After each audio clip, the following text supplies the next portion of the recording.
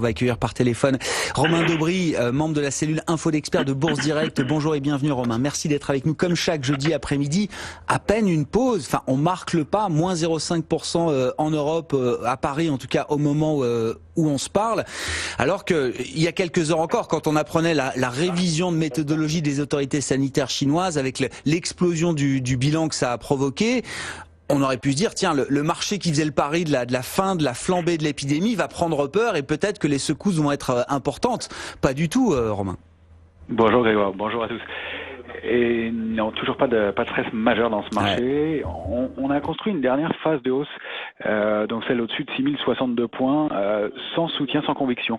Ça, c'était intéressant à constater du côté de la position ouverte. C'était un peu étonnant parce que le marché est assez technique en ce moment. Quand il monte, la position ouverte sur le futur CAC 40 augmente. Quand il baisse, elle augmente dans le sens de la baisse.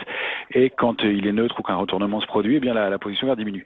C'est ce qui s'est produit hier. On est monté sans soutien et il y a eu un retracement un peu marqué ce matin à la faveur ou à cause d'une nouvelle, mais en tout cas le marché se comporte de façon plutôt détendue, sereine et donc il n'y a pas de stress majeur. On le voit avec l'or qui a accéléré un petit peu, mais toujours dans son grand trading range, 1555-1596 $ l'once.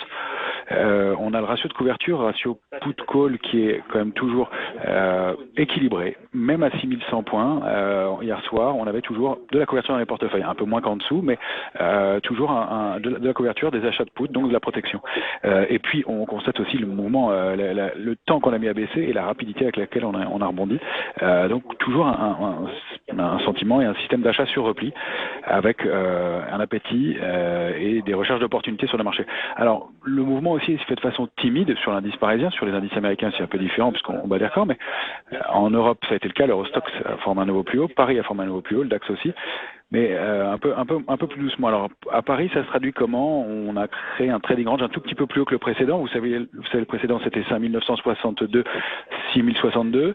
On s'est réinstallé un cran plus haut. Maintenant à mon sens il est plutôt entre 5992 et 6102. Niveau au-dessus duquel on pourra accélérer d'une taille équivalente, donc d'une centaine de points.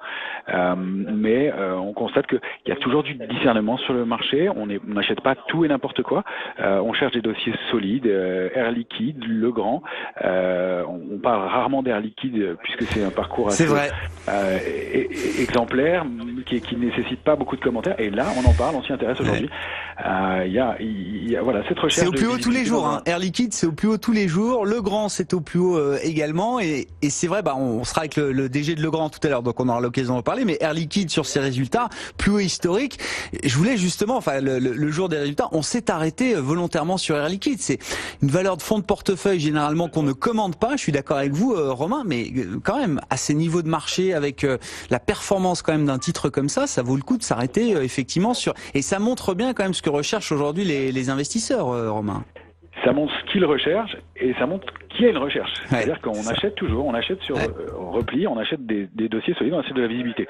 Donc il y a du cash, on est un peu contraint de rentrer dans le marché parce que ça monte. Il y a de l'incertitude, il y a un manque de visibilité, c'est vrai. Maintenant, le marché est est-ce qu'on peut considérer que le marché était un peu inconscient, qu'il est monté sans faire attention? Je crois pas que ce soit le cas. Je crois qu'il n'y avait pas d'inconscience vraiment, mais de l'appétit pour le risque. Et c'est pour ça qu'on monte. Alors tout ne monte pas. Ça demande toujours du discernement. Les dossiers qui baissaient continuent à baisser. Donc si on regarde tout le secteur automobile, il y a toujours du mal à se reprendre.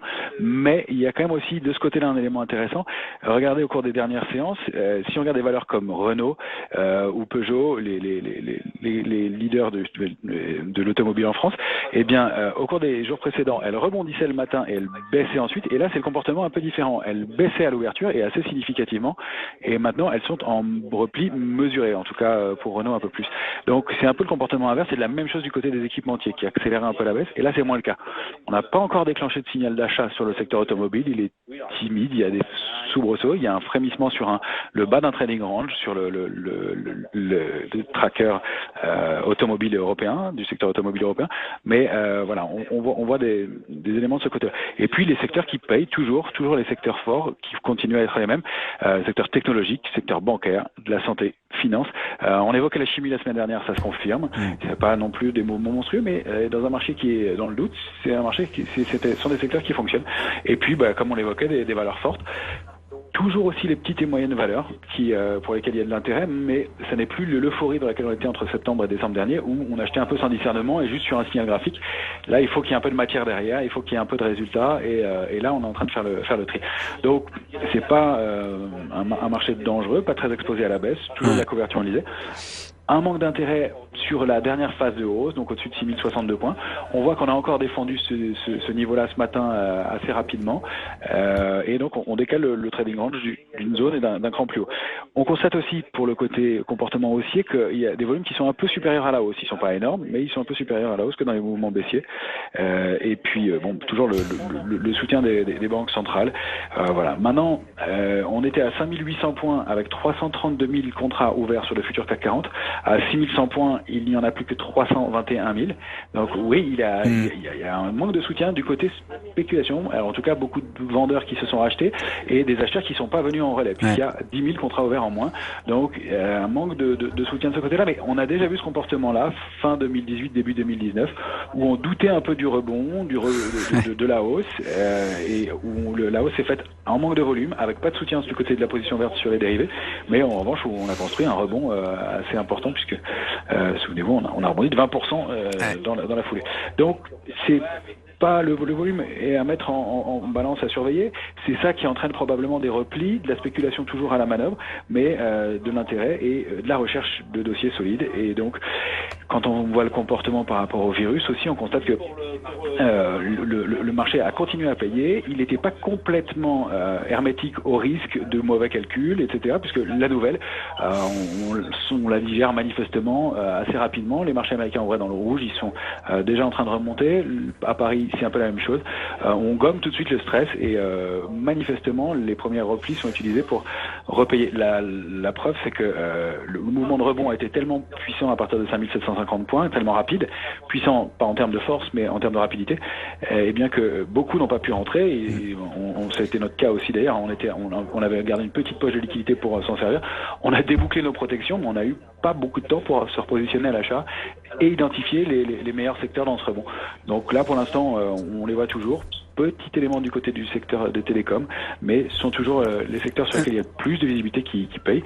Et en revanche, les secteurs sur lesquels il y en a le moins ou qui sont le plus exposés au virus, qui sont toujours sanctionnés, qui sont toujours un peu sous-performants pour l'instant, mais qui baisse moins et qui accélère moins qu'il y a quelques jours. Effectivement, le titre Renault qui a perdu 3% au cours de cette séance, ne perd quasiment plus rien. Au moment où on se parle, effectivement, on a vu une remontée de Renault quasiment revenue à l'équilibre. On est passé sous les 34 € quand même aujourd'hui sur le cours de bourse de Renault, qui est en train de revenir gentiment à l'équilibre. Un mot peut-être de l'euro-dollar, Romain. On a le sentiment d'une petite accélération à la baisse puisqu'on se retrouve sur les plus bas niveaux depuis 3 ans. Alors est-ce que c'est un niveau là de soutien qu'on peut défendre sur l'euro-dollar autour de 1,0850 au moment où on se parle?